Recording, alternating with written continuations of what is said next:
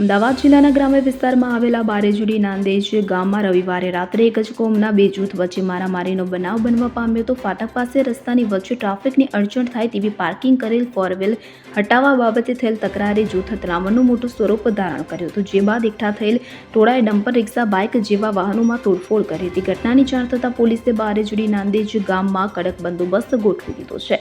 મળતી માહિતી અનુસાર અમદાવાદ જિલ્લામાં આવેલા ગ્રામ્ય વિસ્તાર એવા બારેજુડી નાંદેજ ગામમાં રવિવારે સાંજે નજીવા મુદ્દે એક જ કોમના બે જૂથ વચ્ચે ઘર્ષણ સર્જાયું હતું, જે બાદ મારામારી સર્જાતા ટોળાએ વાહનોમાં ભારે તોડફોડ કર્યા હોવાનું સામે આવ્યું છે। રસ્તા વચ્ચે પાર્કિંગ કરેલી કારને હટાવવા મુદ્દે થયેલી તકરારે મોટું સ્વરૂપ અચાનક ધારણ કરી લીધું હતું, જે બાદ ટોળાઓ ધસી આવી જઈને rickshaw, bike, dumper car, JCB, Eicher જેવા વાહનોમાં તોડફોડ કરી હતી। જે બાદ બનાવ અંગે વિવેકાનંદ નગર પોલીસને જાણ થતાં તાત્કાલિક પોલીસે આવી મામલો વધારે ન બગડે તે માટે પોલીસ ખડકી દેવાઈ હતી। ત્યારબાદ વિવેકાનંદ નગર પોલીસે રાયોટિંગનો ગુનો દાખલ કરી નામજોગ 27 આરોપીઓ સામે ફરિયાદ કરી 7 આરોપીની અટકાયત કરી છે।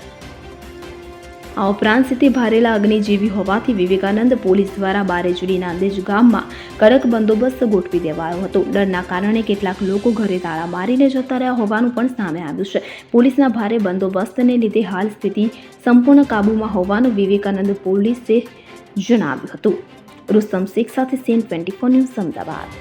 હવે જુઓ દેશ દુનિયાની તમામ ખબરો તમારી આંગળીના ટેરવે। ઉઠાવો મોબાઈલ અને ગૂગલ પ્લે સ્ટોર પરથી ડાઉનલોડ કરો અમારી CN24 ન્યૂઝ મોબાઈલ એપ।